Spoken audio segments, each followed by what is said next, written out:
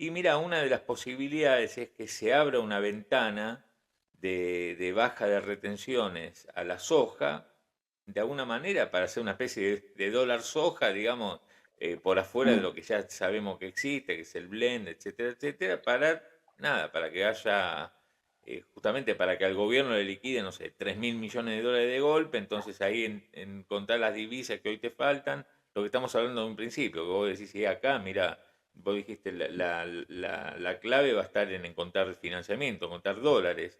¿Vos ves a eso como una posibilidad? Digamos, digamos, y si fiscalmente hay margen para hacerlo, ¿no? Esa ventana que te digo. A ver, yo creo que hay más posibilidades, por ejemplo, en trigo y el maíz que en soja, porque trigo y maíz son el 20% más o menos de los derechos de exportación que se recaudan. El problema allí es que es difícil de instrumentación de instrumentarlo si fuese en una ventana de tiempo. ¿Por qué? Y esto es un poco muy vinculado al agro, pero es necesario entender por qué. Eh, los derechos de exportación se pagan cuando el exportador anota la declaración jurada de venta al exterior. Mm. Eso normalmente se hace, bueno, anterior o en el mismo tiempo que se está realizando el embarque. En lo que refiere a maíz, tenemos muchas más declaraciones juradas de venta al exterior anotadas que mercadería comprada. ¿Qué quiere decir? De que el exportador ingresó muchos más derechos de exportación de la mercadería que realmente pudo comprar.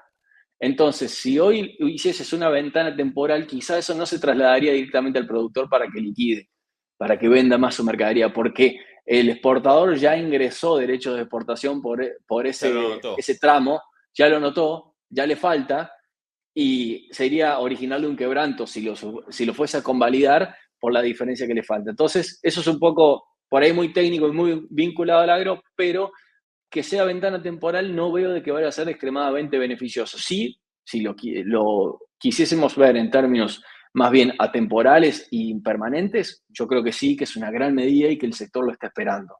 Yo creo que eso, derechos de exportación e impuestos al país, son medidas que desde el sector exportable están esperando mucho más que una devaluación. No, La claro, lo que carga pasa es que impositiva, sí, sí.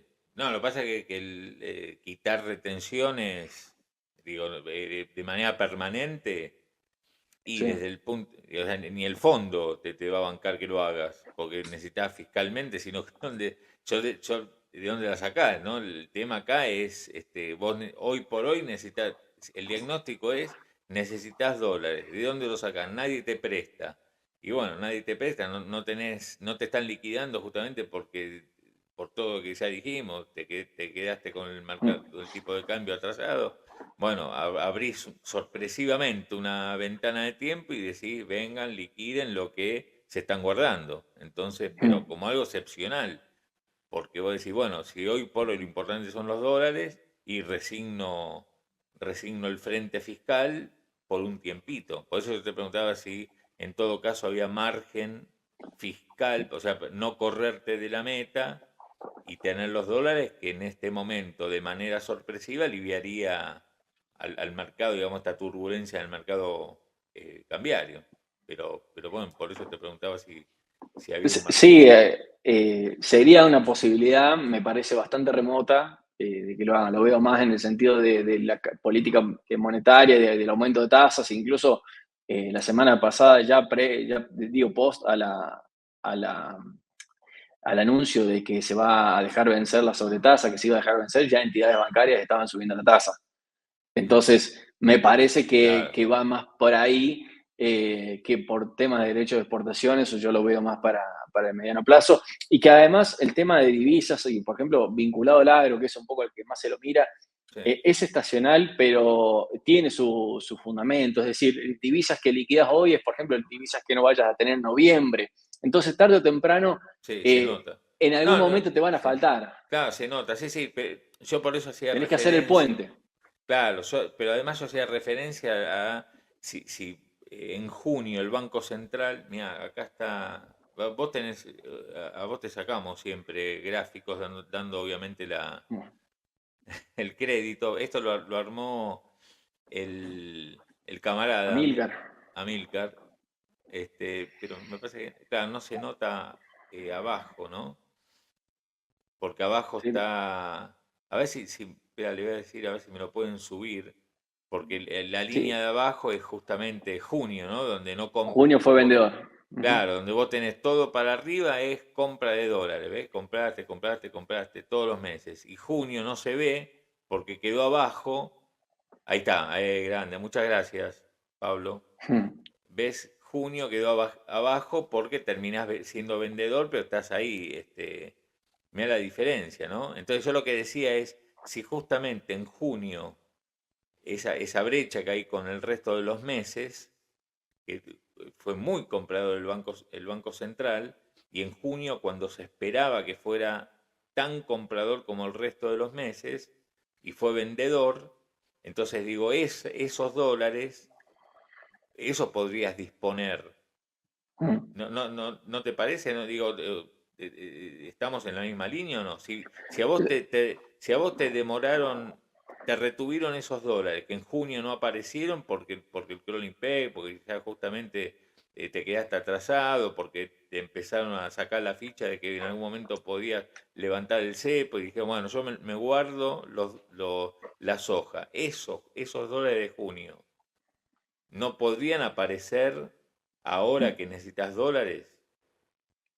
Sí, el problema es que ya lo cambiaron, lo tenés un poco más jugado que a principios de junio. Es decir, ya tenés una brecha más alta, ya tenés otra dinámica, que no es tan sencillo salir a seducir esos dólares. Yo pensaría, es decir, ¿qué cambió en junio? Que hizo que termines vendedor contra los meses anteriores. En mayo tuviste un swap muy importante de deuda del Banco Central hacia el Tesoro.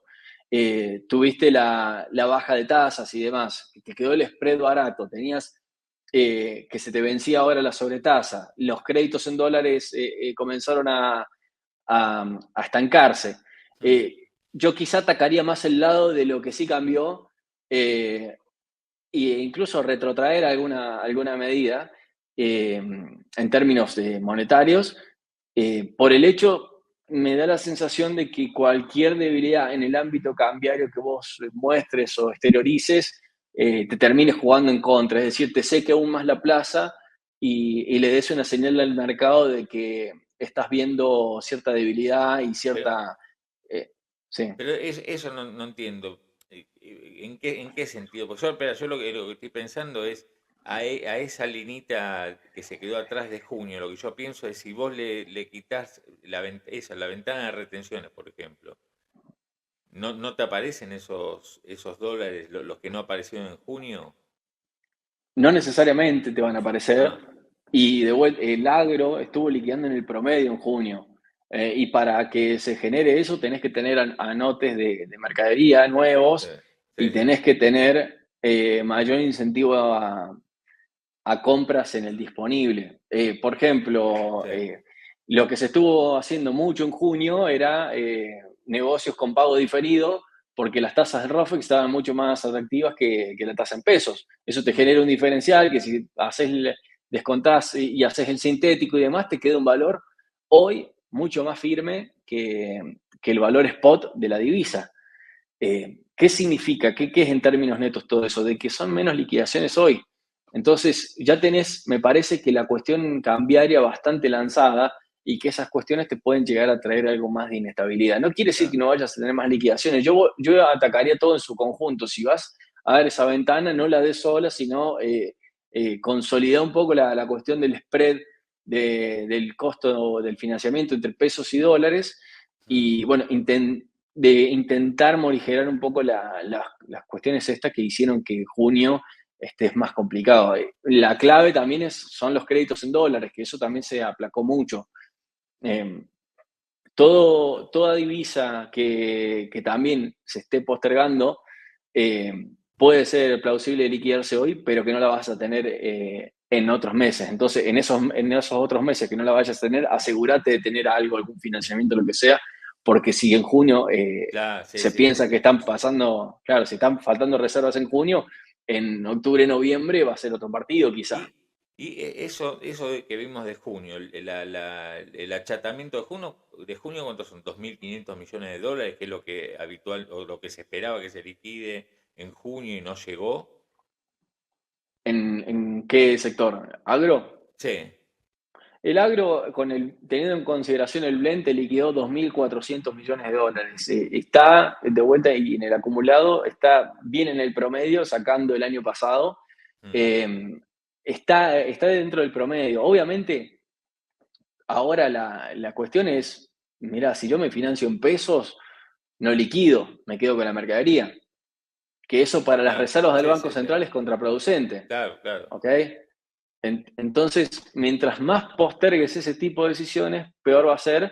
Y el agro liquidó bien y en el promedio. Pasa que tenés un 20% que va al blend. Si yo lo calculaba, en el sí, blend tenés una oferta de 1.300, 1.400 millones de dólares mensuales claro, mucho, que se están yendo ahí.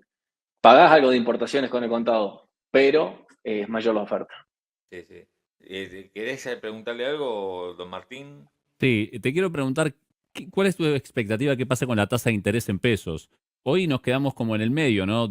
Pasando de un lado al otro, donde la tasa en pesos estaba basada en la de los pases, el gobierno empezó a hacer esta transición hacia el tesoro con las LECAP y vos tenés los plazos fijos rindiendo una tasa, tenés los money market con el encaje que hacen rindiendo aún menos, tenés ponele los plazos fijos en torno a un 40, tenés LECAP a 2025 en un 55 de TNA. Hay muchas tasas en pesos.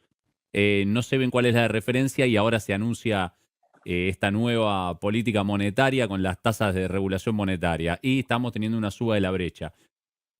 ¿Cuál es tu expectativa que pase con la tasa? Y te pregunto si vos crees que el gobierno cuando lance estas nuevas letras va a subir la tasa, aprovechando que eso no va a implicar una emisión monetaria, como pasaba antes con la tasa de los pases, para tratar de aplacar al dólar. La verdad que no me sorprendería una suba de tasas o que le hagan convalidar el Tesoro un aumento de tasas, por todo esto que estuvimos conversando, Ujú, y también por agregarle un premio a los bancos por volcarse a riesgo Tesoro, ¿ok? Eso me parece que también tiene que estar dentro de la ecuación, porque no es lo mismo para el banco tener el 40% de Banco Central a TNA el pase que al Tesoro. No obstante, al no quedar regulado ya con ingresos brutos, eso te da margen, ¿sí? Era un 8%, eso te da 3,2 de rendimiento adicional que podrían llegar a tener. Entonces, en lo que refiere a tasa, hay que tener en cuenta que si pasa el 40%, ya de por sí es mejor tasa para los bancos porque se ahorran ingresos brutos, que son 3,2 puntos de TNA.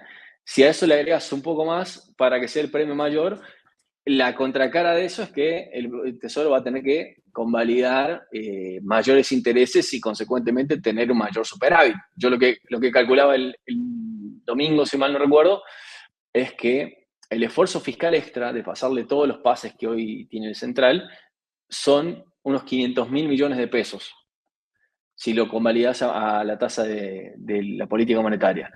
Ya tenés hoy otros 500.000 millones de pesos de promedio mensual de costo. Le estás agregando 1 billón de pesos si le pasases todo el dinero de pasivos remunerados al tesoro. Obviamente en la contabilidad no lo vas a ver porque eso se capitaliza, pero volvemos al juego anterior. Uno entiende de que en realidad se da así. Entonces, en términos de tasa, implícitamente para el depositante probablemente vaya a haber alguna suba, porque esto que les comento de ingresos brutos, y quizás sí ofrecerle algún premio extra por volcarse a riesgo tesoro, aunque me gustaría ver cómo se instrumenta esta posición en la que el Banco Central va a estar asegurando el vida a valor técnico. Eso te da una emisión latente bastante fuerte y me gustaría ver cómo también se lo toma el mercado. Me parece que ahí hay algo vidrioso en términos de emisión donde no queda claro qué va a suceder con eso, con el Banco Central asegurando la liquidez. ujú. ¿Vos pensás, Salva, que esto que estamos viendo, digamos, con un dinamismo, una dinámica más acelerada de la crisis, con esta incertidumbre cambiaria, lo que va también a hacer es acelerar la negociación con el fondo para hacer algún nuevo acuerdo y que sea, digamos, con auspicio del fondo, el lanzamiento de un plan de estabilización? Que actual el gobierno, por más que lo discutió, digamos, el propio Milei discutió que esto era el plan, y bueno, lo sigue reivindicando, pero ¿vos crees que puede venir por ahí, que esto que estamos viendo desemboque en una negociación acelerada con el fondo y el lanzamiento de un nuevo o de un plan de estabilización hecho y derecho? Me cuesta creer que en términos de tiempos esto haga al fondo acelerar las negociaciones. O sea, tengamos en cuenta de que el fondo hasta que no hubo dictamen en el Senado no largó 800 millones de dólares. Es decir, eh, la cuestión podría haber tomado un escenario aún peor y que el fondo no largaba los 800 millones. 800, no estamos hablando de 15 Claro, mil claro. ni 10 Sí, mil. sí, sí, sí. Hasta que no tenga el dictamen. Entonces, me parece que en esto no veo el fondo demasiado apurado y también Estados Unidos juega su carrera con la carrera presidencial, donde el foco del Tesoro está puesto allí también. No veo de que este escenario vaya a apurar las negociaciones. Sí, yo creo que hay negociaciones en el medio y sí, yo creo que se está intentando llegar a un acuerdo. Ahora, de que esto sea motivo para que tengamos al fondo dándonos un desembolso extra, no en base a la experiencia previa, no solamente esta, sino de la gestión anterior, donde teníamos desembolsos también trabados. Bueno, Massa alegó a que tuvo que devaluar para que gire el desembolso. O sea, el fondo sabe que está metido en un problema con Argentina, pero al mismo tiempo no creo que hoy la prioridad sea Argentina. Ok. ¿Querés hacer alguna última, Martina, a Salvador? Bueno, Orlando Ferreres dijo que es como un plan Bonex. Comparé con el plan Bonex el anuncio del viernes. ¿Vos encontrás algún punto, que vos que entendés mucho de la estructura de la deuda y toda esta cuestión financiera, ves algún perjuicio para los bancos? Por ahí es demasiado exuberante la palabra, ¿no? Pero ¿vos ves algún perjuicio para los bancos en esta Sí, operación? a ver, como plan Bonex en sí mismo no es, obviamente, de acuerdo a cómo se instrumente, va a rozar algunos puntos, algunos puntapiés que le pueda llegar a querer asimilar a eso. Yo creo que es más bien alguna frase de buscar una analogía extremista que un plan Bonex. El plan Bonex fue una confiscación y una Claro, destrucción directamente de los depósitos. Aquí, en definitiva, no hay una destrucción para, por ejemplo, el que tiene depositado, supongamos, en un plazo fijo y que ese plazo fijo está colateralizado con los pases. Lo que sí es un aumento fuerte de riesgo de los bancos para con el Tesoro, un Tesoro que ha defalteado deuda aplaudiendo en el Congreso. Entonces, sí hay que ser cautos y yo creo que esto los bancos lo tienen en cuenta y también por eso el Banco Central va a ofrecer como garante estar allí apuntado al lado técnico. Eh, lo que sí, en intentar menguar ese riesgo, de vuelta, tenés al Banco Central con una posibilidad de estar emitiendo el monto de pases si estuviese rescatando valor técnico. Entonces, ¿hasta qué punto fue válido esa recomposición o ese cambio cualitativo de deuda si luego el Banco Central va a estar garantizando? Eh, Eso es una pregunta que se hace también en el mercado, es decir, esa necesidad de cambiar cualitativamente, no sé qué tanto puro se tenía, pero no lo llamaría plan Bonex. Me parece que es una declaración que, si bien con el mayor de los respetos hacia Orlando, yo no comparto. Pero bueno, en definitiva, yo creo que los bancos han tomado nota del riesgo que esto supone. Algunas declaraciones que me han llegado es que salieron un poco más aliviados después de la reunión y que también los bancos, el comunicado fue que iban a apoyar la medida. De nuevo, estamos en un escenario un poco más volátil donde también cada anuncio vidrioso tiende a tomarse negativo y cada anuncio positivo no claro. se toma positivo. Claro, sí, sí, Eh, sí. Sí, yo ayer cuando hablé eh, con un par de bancos, aparte de directores de banco, me dijeron, mira, es algo lógico lo que nos ofrecieron. Así, digamos, no es que salieron chochos ni nada, dijeron, mira, es algo lógico. Y bueno, después salieron los comunicados de las cámaras, digamos, a pedido del gobierno, la típica, ¿viste? Las cámaras exacto. reaccionan a pedido de lo que le dice cada gobierno, y bueno, yo la verdad que al comunicado de las entidades bancarias no le doy demasiada bola porque ¿sabes cuántos comunicados vimos? Que 3 días después estaba todo Sí, pata sí, para sí. arriba, ¿no? La verdad que ni bola. Ahora, ¿a vos sí notás algún riesgo en esto de estas LECAPs que pueden ser una especie de monstruito, digamos, y muchas consultoras lo familiarizan o lo vinculan con lo que fue en su momento las LEVACs, ¿no? O sea, un mercado secundario en donde, bueno, si en algún momento como ahora ocurre alguna volatilidad en el mercado, puede terminar esos pesos que vienen todo bien y refinanciándose semana tras semana, como con las LEVACs. Ahora cambia de nombre y son las LECAPs, que bueno, son estructuradas de manera distinta, pero ya no están como las LELIQs en manos de los bancos, sino en manos de inversores particulares, privados, que pueden terminar dolarizando y provocando una crisis. ¿Vos ves ahí un riesgo? Yo creo que en tanto y en cuanto se mantenga en una estructura de que las letras nuevas estas van a ser solamente suscribibles por bancos y que además no se haya hecho, por ejemplo, como se fue con las LEVACs, que permitían las operaciones offshore, entonces había inversores haciendo tasa de offshore, me parece que el riesgo se acota un poco más, lo mismo que el Banco Central estando a valor técnico, ahí que te están diciendo que te van ante cualquier momento o estrés de liquidez, te van a sostener la curva, básicamente, de que van a estar allí estando presentes. Eso implícitamente es mayor emisión también, pero es un poco la medida que tienen como para paliar el mayor riesgo que tiene irse a Tesoro y estar con estas letras capitalizándose. Así que me parece que en términos de fijación de tasa, las LECAPs son lo que siempre fueron, es decir, un instrumento de tasa fija en el mercado secundario, pero no de fijación de tasa. Las LECAPs